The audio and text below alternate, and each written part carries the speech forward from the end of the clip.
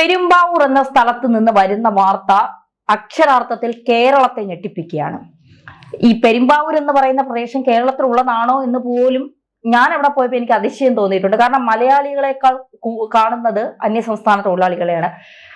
പിന്നെ ജനിച്ചു വളർന്ന മണ്ണിൽ നിന്ന് പലായനം ചെയ്യുന്ന ആളുകളെ നമുക്ക് പെരുമ്പാവൂര് പോയാൽ കാണാൻ പറ്റും. കാരണം ഒരുപാട് വീടുകൾ നശിച്ച് പിന്നെ എന്താ പറയുക, ആർക്കും വേണ്ടാത്ത രീതിയിൽ കിടക്കുന്നത് നമ്മൾ എന്തുകൊണ്ടാണോ അന്വേഷിച്ചിട്ട് പോയാൽ ഈ അന്യസംസ്ഥാന തൊഴിലാളികളുടെ ഒരു വല്ലാത്ത കുതിച്ചുവരവ് പലരെയും ഭയപ്പെടുത്തുന്നുണ്ട്. അങ്ങനെ കിട്ടുന്ന വിലയ്ക്ക് വീട് വിറ്റിട്ട് പോകുന്നവരുണ്ട്. വില കിട്ടിയില്ലെങ്കിൽ അവിടെ കിടന്ന് നശിക്കട്ടെ, ഇനി ഇങ്ങോട്ട് വരണ്ട എന്ന് പറഞ്ഞ് പോകുന്നവരുണ്ട്. ഇത് പെരുമ്പാവൂരുള്ള ആളുകൾ വല്ലാത്തൊരു ബുദ്ധിമുട്ടിലാണ്. എത്രയൊക്കെ പരാതി കൊടുത്താലും ഈ പ്രശ്നത്തിന് പരിഹാരമില്ല എന്നുള്ളതാണ്. കണക്കനുസരിച്ച് 1 ലക്ഷം തൊഴിലാളികൾ, അന്യസംസ്ഥാന തൊഴിലാളികൾ അവിടെ ഉണ്ടെന്നാണ് പറയുന്നത്. പക്ഷെ കണക്കില്ലാതെ 2 ലക്ഷത്തിന് മുകളിലുണ്ടെന്ന് പറയുന്നു. ഇപ്പൊ വരുന്ന ഏറ്റവും പ്രധാനപ്പെട്ട ഒരു വാർത്ത എന്ന് പറയുന്നത്, ഈ 2 മാസത്തെ അന്യസംസ്ഥാന തൊഴിലാളികളുമായി ബന്ധപ്പെട്ട് 2 മാസം നടത്തിയ ചില കണക്കുകൾ പ്രകാരം 15ഓളം പേർക്ക് HIV സ്ഥിരീകരിച്ചിട്ടുണ്ട്. അതിൽ ചെറുപ്പക്കാരാണ് കൂടുതലെന്നാണ് പറയുന്നത്. അതിലും മറ്റൊരു കാര്യം, ഇതിൽ മലയാളികളും ഉൾപ്പെട്ടിട്ടുണ്ട് എന്നുള്ളതാണ്. ഈ പെരുമ്പാവൂരിനെ സംബന്ധിച്ചിടത്തോളം ഈ കഞ്ചാവ്, മറ്റു മരുന്ന്, ഹെറോയിൻ പോലുള്ള അതിമാരക ലഹരി വസ്തുക്കൾ, പിന്നെ ഈ പെൺവിഷയം, ഇതൊക്കെ ഈ വല്ലാത്ത രീതിയിൽ നേരത്തെ പറഞ്ഞതുപോലെ പെരുമ്പാവൂരിനെ ബുദ്ധിമുട്ടിച്ചുകൊണ്ടിരിക്കുന്ന ഒരു സമയമാണ്. ഇത് പടർന്ന് ഇന്ന് പെരുമ്പാവൂരാണെങ്കിൽ നാളെ കേരളം മുഴുവൻ ഇത് വ്യാപിക്കാൻ ഒരുപാട് സമയമൊന്നും വേണ്ട. കാരണം ഇവിടുത്തെ സർക്കാരുകൾ ഇതിന് വലിയ രീതിയിലുള്ള പ്രാധാന്യമൊന്നും നൽകുന്നില്ല. ആര് വേണോ വന്നോട്ടെ, അവർക്ക് വ്യാജ തിരിച്ചറിയൽ കാർഡ് കൊടുത്ത് അവരെ ഇവിടുത്തെ ആളാക്കിയിട്ട് അവരെ കൊണ്ട് വോട്ട് ചെയ്യിപ്പിക്കുക. ഇത് മാത്രമാണ് ഈ രാഷ്ട്രീയ മുന്നണികളുടെ ലക്ഷ്യം എന്ന് പറയുന്നത്. പക്ഷെ ജനങ്ങൾ അനുഭവിക്കുന്ന ഒരു ബുദ്ധിമുട്ടുണ്ട്. യഥാർത്ഥത്തിൽ ഈ പെരുമ്പാവൂരിനും അല്ലെങ്കിൽ ഇത്തരത്തിൽ ഇനി ഇതുപോലെ അന്യസംസ്ഥാന തൊഴിലാളികൾ, ഇപ്പൊ മൂവാറ്റുപുഴ അടക്കം ഈ അന്യസംസ്ഥാന തൊഴിൽ, രാവിലെ നമ്മള് മൂവാറ്റുപുഴയൊക്കെ പോയി നോക്കിയാൽ ഇത് കൊച്ചു ബംഗാളാണോ ആസാമാണോ എന്നൊക്കെ നമുക്ക് തോന്നിപ്പോ. അത്രമാത്രം നമ്മൾ അവരെ കുറ്റം പറയുന്നല്ല, അവരും മനുഷ്യരാണ്, ഒക്കെ ശരിയാണ്. പക്ഷേ ഇവരുടെ ഒരു സ്വഭാവത്തിലും അല്ലെങ്കിൽ ഇവർ പെരുമാറ്റത്തിലും മലയാളികൾ അങ്ങനെയല്ലേ എന്ന് ചോദിക്കും. ആണ് എങ്കിൽ പോലും ഇവരുടെ ഒരു രീതിയൊക്കെ പലപ്പോഴും നമുക്ക് അംഗീകരിക്കാൻ കഴിയാത്ത കാര്യങ്ങളാണ്. എന്താണ് സംഭവിച്ചുകൊണ്ടിരിക്കുന്നത്? ഈ പെരുമ്പാവൂരിലെ ആളുകൾക്ക് മനസമാധാനത്തോടൊരു ജീവിതം അന്യമാണോ? പെരുമ്പാവൂർ ഒരു സ്ഫോടനാത്മകമായ അവസ്ഥയിലായിട്ട് കുറച്ചധികം നാളുകളായി. ആദ്യമൊക്കെ അവിടെയുള്ള ആൾക്കാർക്ക് ഇത് ഭയങ്കര സന്തോഷമുള്ള കാര്യമായിരുന്നു. കാരണം വരുമാനം കിട്ടുന്ന ഒരു മാർഗമായിരുന്നു. അവിടെ മരവ്യവസായമാണ് പൊതുവെ കേന്ദ്രീകരിച്ചിരിക്കുന്നത്, പ്ലൈവുഡ് പോലുള്ളവ. അപ്പൊ അതിലേക്ക് ധാരാളം തൊഴിലാളികൾ വരുന്നു. അവർക്ക് താമസ സ്ഥലവും ഭക്ഷണവും ഹോട്ടൽ സൗകര്യങ്ങളും ഒക്കെ ഒരുക്കി കൊടുക്കാനായിട്ട് പറ്റുന്നു. അതോടൊപ്പം തന്നെ ഈ ചിക്കൻ, അതേപോലെ തന്നെ നമ്മുടെ പലവ്യഞ്ജനങ്ങളൊക്കെ വളരെ കൂടുതലായിട്ട് ഇവർ വാങ്ങിക്കുന്നു. അവരുടെ വിൽപ്പന, അങ്ങനെ ആൾക്കാർക്ക് ഭയങ്കര സന്തോഷമായിരുന്നു. വീടുകളോ ഒഴിഞ്ഞ കെട്ടിടങ്ങളോ ഒക്കെ വാടക എടുക്കുന്നു. പക്ഷെ പിന്നീടാണ് മനസ്സിലാക്കുന്നത് ഇവർക്കൊരു സംഘടിതമായ സ്വഭാവം വരുന്നു. ഇവരുടെ യൂണിറ്റ്, നമ്മൾ കിറ്റെക്സിന്റെ ഫ്രണ്ടിൽ അത് കണ്ടതാണ് ഒരിക്കലും. അവര് ഒരു ലക്കും ലഗാനും ഇല്ലാതെ അക്രമം അഴിച്ചു വിടുന്നു, പോലീസ് വണ്ടി വരെ കത്തിച്ചു. അതെ. അപ്പൊ എന്നതുപോലെ പെരുമ്പാവൂരിൽ അത് പതിയെ തുടർന്നു. ആദ്യമൊക്കെ രാഷ്ട്രീയക്കാർ ഇതിൽ സന്തോഷിച്ചു. കാരണം വെച്ചിട്ടുണ്ടെങ്കിൽ ഇവിടെ സ്ഥിരതാമസമാക്കിയിട്ട് അവരുടെ വോട്ടർ ID കൊടുത്തു കഴിഞ്ഞിട്ടുണ്ടെങ്കിൽ അവരെ വോട്ടേഴ്സ് ആക്കി നമ്മൾക്ക് നിലനിർത്താമെന്നുള്ള രീതിയിലൊക്കെ. പക്ഷെ ഇവരുടെ ഒരു പ്രശ്നം എന്ന് പറയുന്നത്, ഇവർ കേരളത്തിന്റെ കൾച്ചറുമായിട്ട് ഒരു കാരണവശാലും അലിഞ്ഞു ചേരുന്നവരല്ല. കൂടുതലും വന്നിരിക്കുന്നത് പുരുഷന്മാരാണ്. ഈ പുരുഷന്മാരുടെ ഇടയിൽ അപൂർവമായിട്ട് സ്ത്രീകൾ വരും. ഈ സ്ത്രീകൾക്ക് ഭയങ്കര ഡിമാൻഡ് ഉണ്ട് അവിടെ. അപ്പൊ സ്ത്രീകൾ ആ ഡിമാൻഡ് മുതലെടുത്തുകൊണ്ട് തന്നെ ഒരു പ്രത്യേക തരത്തിലുള്ള ഒരു വ്യാപാരത്തിലേക്ക് അവർ തിരിഞ്ഞിട്ടുണ്ട്. അപ്പോൾ കുഴപ്പം എന്ന് പറയുന്നത് അവിടെ കൊണ്ടത് അവസാനിക്കുന്നില്ല.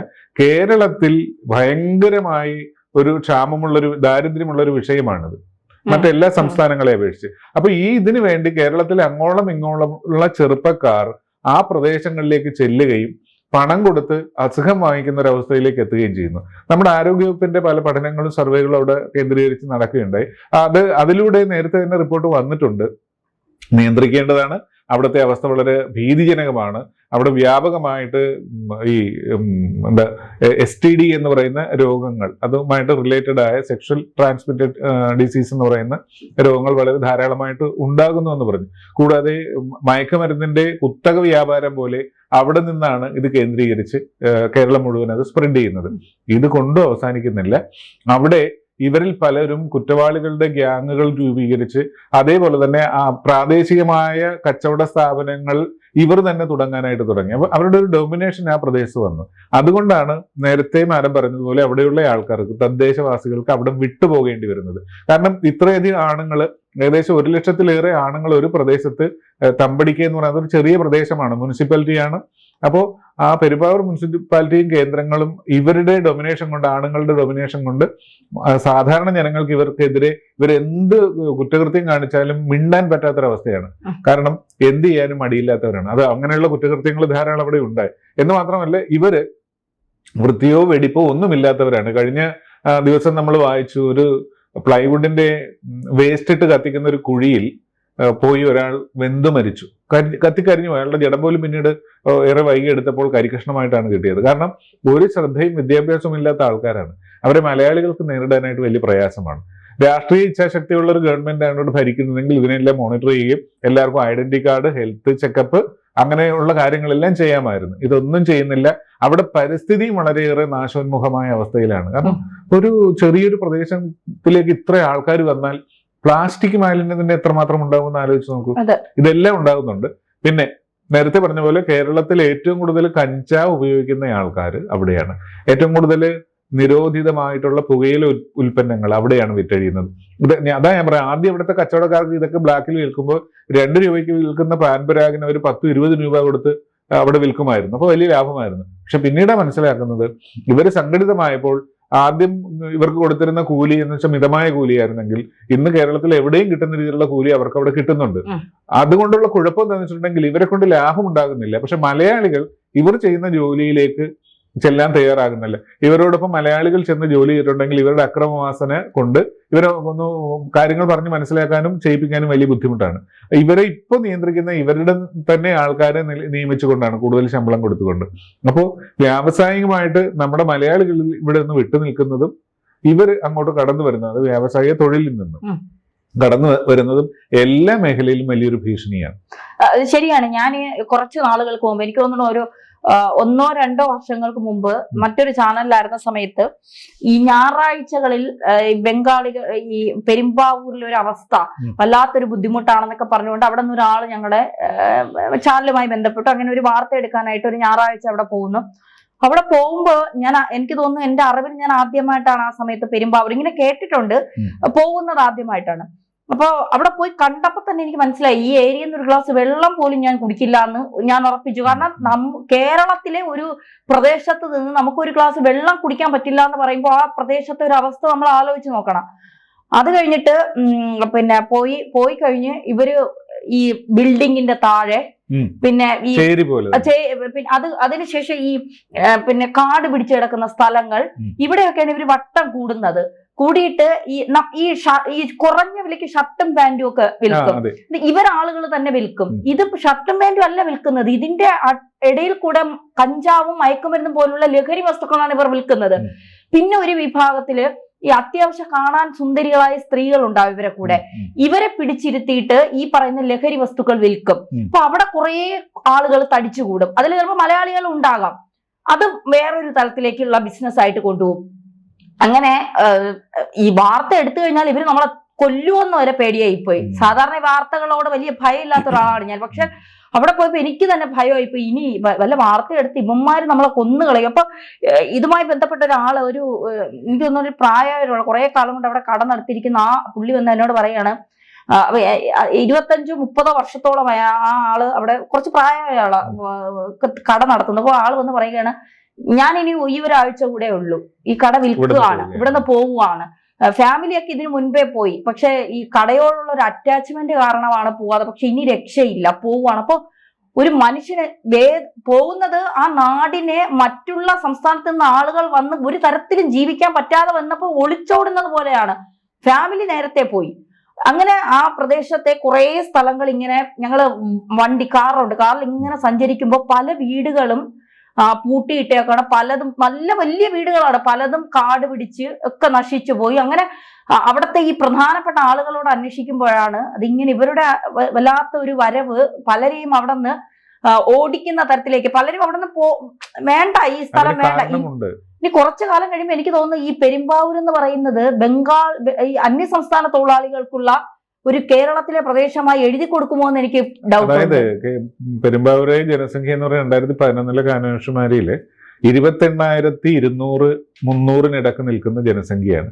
ആ സ്ഥലത്തേക്കാണ്, അത്രയും ജനങ്ങളുടെ ഇടയിലേക്കാണ് 1,00,000-നും 2,00,000-നും ഇടയ്ക്കുള്ള ആൾക്കാർ വരിക എന്ന് പറയുമ്പോൾ ഒന്ന് ആലോചിച്ച് നോക്കുക എത്ര മാത്രം അവരുടെ ഡൊമിനേഷൻ ഉണ്ട്. അതായത് 100 പേരെ കണ്ടാൽ നമ്മൾക്ക് 10 പേരെ പോലും മലയാളികളെ കാണാൻ പറ്റുകയില്ല. ഇവരെന്ത് വിചാരിച്ചാലും ഇവിടെ നടക്കുന്ന ഒരവസ്ഥയാണ്. ഈ ഒഴിഞ്ഞുപോയ വീടുകൾ പലതും ഇവർ കയ്യേറി താമസിക്കുന്നുണ്ട്, കൊള്ളയടിക്കുന്നുണ്ട്, അതേപോലെ തന്നെ അവിടെ നിന്ന് മോഷണം നടക്കുന്നുണ്ട്. ഇത്തരത്തിലുള്ള ആക്ടിവിറ്റീസ് എല്ലാം അവിടെ ധാരാളമാണ്. ഇപ്പൊ കഴിഞ്ഞ ദിവസം അവിടുത്തെ രാഷ്ട്രീയ പാർട്ടികളും മതസംഘടനകളും കൂടെ ചേർന്ന്, അവിടെ രാഷ്ട്രീയ പാർട്ടി വെച്ചാൽ പൊതുവെ മതസംഘടനകൾ തന്നെയാണ് കേട്ടോ ഇൻഫ്ലുവൻസ്. അവര് ഒരു ന്യൂനപക്ഷ വിഭാഗത്തിന്റെ സംഘടനകളെല്ലാം ചേർന്ന് വലിയൊരു ജാഥ നടത്തി. പക്ഷെ ആ ജാഥ നടത്തുന്നതിന് മുൻപ് ഇവർ തന്നെ ഇതിന് വഴിമരുന്നിട്ടിട്ടുണ്ട്. അതായത് വടക്കേ ഇന്ത്യയിൽ നിന്ന് വരുന്നതിൽ ബഹുഭൂരിപക്ഷവും അവരുടെ വിഭാഗത്തിലുള്ള ആൾക്കാരാണെന്നുള്ള രീതിയിൽ ഇവർ വലിയ സന്തോഷിച്ചിരുന്നു. ബംഗാളിൽ നിന്നും ബംഗ്ലാദേശിൽ നിന്നും വരുന്ന ആൾക്കാർ, കൂടാതെ കുറച്ച് റോഹിംഗ്യൻസിനെ ഈ കഴിഞ്ഞിടക്ക് അവിടെ നിന്ന് പിടിച്ചിരുന്നു. മതിയായ രേഖകളില്ലാത്തവരാണ് ബംഗാളികൾ എന്ന് പറയുമ്പോഴും ഇവരെ പരിശോധിച്ചാൽ ഇവർ ബംഗ്ലാദേശുകാരാണ്. അങ്ങനെയുള്ളവരാണ് വരുന്നത്. ഒരു സ്ക്രീനിങ്ങും ഇല്ല ഇതേ സംബന്ധിച്ച്, യാതൊരു മോണിറ്ററിങ്ങും ഇല്ല. അപ്പൊ ഇവർ വന്നിട്ട് ഇവിടെ കുറ്റകൃത്യങ്ങളിൽ ഏർപ്പെട്ടവരും മറ്റുമൊക്കെ അതേ കാര്യങ്ങൾ ഇവിടെ ആവർത്തിക്കുകയാണ് ചെയ്യുന്നത്. ഇവരെ ചോദ്യം ചെയ്യാനായിട്ട് ധൈര്യമില്ലാത്തതുകൊണ്ടാണ് സംഘടിതമായിട്ടൊരു ജാഥയായിട്ട് നടത്തിയത്. അതുപോലും ഭീഷണിയിലായിരുന്നു. കാരണം ആ ജാഥയെ വിഴുങ്ങാനുള്ള ആൾക്കാരാണ് ചുറ്റും ഇതിനെ കാണാൻ നിൽക്കുന്ന അന്യസംസ്ഥാന തൊഴിലാളികൾ എന്ന് പറയുന്നത്. അവസാനത്തെ നിലനിൽപ്പിനുള്ള പോരാട്ടമായിരുന്നു ആ ജാഥ. ഈ ഒരു കാര്യം കൂടെ പറഞ്ഞ് നമുക്ക് അവസാനിപ്പിക്കാം. ഈ അന്യസംസ്ഥാന തൊഴിലാളികൾ എന്ന് പറയുമ്പോൾ പൊതുവെ എനിക്ക് അവരെ ഭയങ്കര പേടി. അത് എന്നെ കുറെ പേര് തിരുത്തിയിട്ടുണ്ട്. മലയാളികളെ പേടിക്കുന്ന അത്ര ഇവരെ പേടിക്കേണ്ടത്. പക്ഷെ എനിക്കെന്തോ ഇവരെ കാണുമ്പോൾ, എനിക്ക് ഒരു അനുഭവം തെറ്റായിട്ട് ഇവരിന്ന് വന്നിട്ടില്ല, പക്ഷെ ഇവരെ കാണുമ്പോൾ എനിക്ക് ഭയങ്കര പേടിയാണ്. ഞാൻ ആ പരിസരത്ത് നിന്ന് എത്രത്തോളം മാറി നിൽക്കാൻ പറ്റും അത്രത്തോളം മാറി നിൽക്കും. എനിക്ക് അത്ര ഭയമാണ്.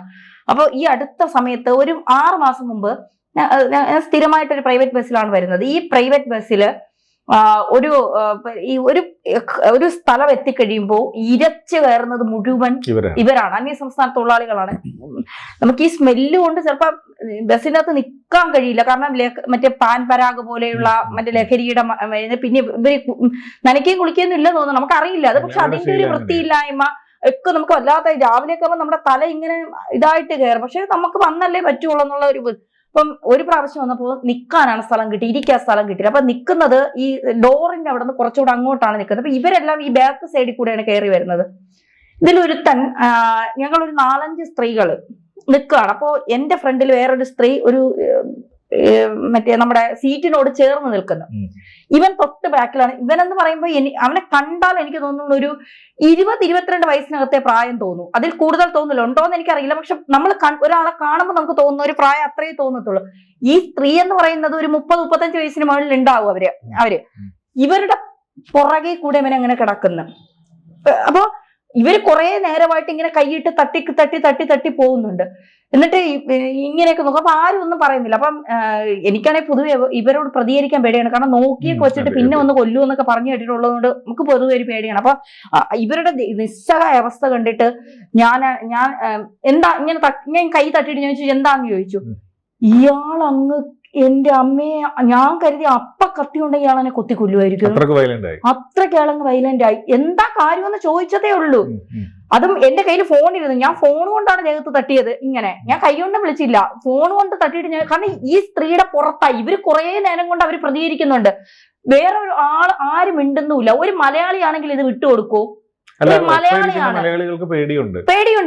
അവർ ഈ സ്ത്രീയുടെ പുറത്ത്, അല്ലെങ്കിൽ ഒരു സ്ത്രീയുടെ പുറത്ത് ഇതുപോലെ കിടന്നത് ഒരു കേരളത്തിലെ ഒരു പുരുഷനാണ് എങ്കിൽ അവന്റെ അവസ്ഥ എന്തായിരിക്കും? അവനെ കണ്ണുപൊട്ട തെറിയും വിളിച്ച് ഇനി വല്ല ഉണ്ടാന്ന് കൂടെ ചോദിക്കും. ഇവരായതുകൊണ്ട് പേടിയാണ്. ഞാൻ ഈ കയ്യിൽ വിളിച്ച് അവൻ എന്താ എന്ന് ചോദിച്ചതേ ഉള്ളൂ. ഇവന്റെ മുഖമൊക്കെ അങ്ങ് ചുമന്ന് തുടുത്ത് ഇവനങ്ങ് വയലന്റ് ആയിപ്പോലായിപ്പോയി. അവസാനം എനിക്ക് പേടിയായിപ്പോയി. ഇനി എന്റെ പുറകെ ആയിട്ട് ആരെങ്കിലും വിട്ട് എന്നെ വല്ല, ഞാൻ ഇത്രേ ചോദിച്ചോളൂ. ഏകദേശം ഒരാഴ്ചയോളം ഞാൻ അന്ന് വൈകിട്ട് ഞാൻ നാട്ടിൽ പോയി. ഒരാഴ്ചയോളം ഞാൻ ലീവ് എടുത്ത് നാട്ടിൽ നിന്നു. കാരണം എനിക്ക് വല്ലാത്തൊരു, പിന്നീട് ഞാൻ ആ ബസ്സിൽ കയറിയിട്ടില്ല. ഉമറുൽ ഫാറൂഖ് എന്ന് കേട്ടിട്ടുണ്ടല്ലോ? കേട്ടിട്ടുണ്ട്. അയാൾ ഒരു കൊലക്കേസിലെ പ്രതിയാണ്. കേരളത്തെ നടുക്കിയ ആളൊരു അത് സൗമ്യ ജിഷ വധക്കേസിലെ പ്രതിയാണ്. അന്ന് ആൾക്കാർക്ക് വലിയ രോഷം അണപൊട്ടി ഒഴുകി ഇവര് വേണ്ടെന്ന് പറയും. പിന്നെ ഒരു പിഞ്ചുപാലി 7 വയസ്സോ 6 വയസ്സുള്ള ഒരു പെൺകുട്ടി കുറ്റിക്കാട്ടിൽ ഓ അതിന്റെ ബോഡി ഞാൻ കണ്ടതാ കാർത്തിക് സാറേ. നമ്മളാണ് അത് ആദ്യം ഞാനൊരു ചാനലിൽ, അപ്പൊ ആ ചാനലാണ് ആദ്യം അത് ബ്രേക്ക് ചെയ്യുന്നത്. ഞങ്ങളാണ് ആദ്യം അത് കൊടുത്തതിന് ശേഷം മറ്റു ചാനലുകളിൽ വരെ അതിന്റെ വിഷ്വൽസ് വരുന്നത്. ഞാൻ അവിടെ തലയിറങ്ങി വീണു. ആ കൊച്ചിന്റെ നമ്മളത് പറയാൻ പാടില്ല, അത് ആ ബോഡി പുറത്തെടുത്ത സെക്കൻഡ് ഞാൻ തലയിറങ്ങി വീണു. നമ്മളെ കൊണ്ടത് ഇപ്പൊ പറയുമ്പോഴും നമുക്ക് പറ്റുന്നില്ല. അത് എത്ര ദിവസം എന്നെ അത് മാനസികമായി അലട്ടിയ 5 വയസ്സുള്ള ഒരു പിഞ്ചു കുഞ്ഞിനെ ഇവനൊക്കെ എങ്ങനെ കഴിയുന്നു എന്നുള്ളത് നമ്മള് അല്ല, ഇതൊക്കെ കണ്ടിട്ടും കേരളം പഠിക്കുന്നില്ല. കേരളത്തിലെ രാഷ്ട്രീയക്കാർ നല്ല ഉറക്കത്തിലാണ്. ഇവരിൽ നിന്ന് എത്രമാത്രം വോട്ട് കിട്ടും എന്നത് മാത്രമാണ് അവരുടെ ചിന്ത. പക്ഷെ പെരുമ്പാവൂർ തകർന്നുകൊണ്ടിരിക്കുകയാണ്, നശിച്ചുകൊണ്ടിരിക്കുകയാണ്. ഒരു കേരള സംസ്കാരത്തിന്റെയും സമൂഹത്തിന്റെയും മുന്നിൽ വലിയൊരു ബോംബ് പോലെ അത് മാറുക. അതെ, പെരുമ്പാവൂരുടെ ഒന്നേ പറയാനുള്ളൂ, നിങ്ങൾ കലാപ ആഹ്വാനത്തിന് ഇതിനൊന്നും അല്ല പറയുന്നത്. ഒരുമിച്ച് നിന്നുകൊണ്ട് എല്ലാവരും, ജാതിയും മതവും രാഷ്ട്രീയവും എല്ലാം മറന്നുകൊണ്ട് ഒരുമിച്ച് നിന്നുകൊണ്ട് ഇവരെയൊക്കെ സമാധാനത്തോടെ ഇവരുടെ നാട്ടിലേക്ക് പറഞ്ഞു വിടുക എന്നുള്ളത് മാത്രമേ ഇനി അത് എത്രത്തോളം പോസിബിൾ ആണെന്ന് അറിയില്ല. പക്ഷെ എങ്കിലും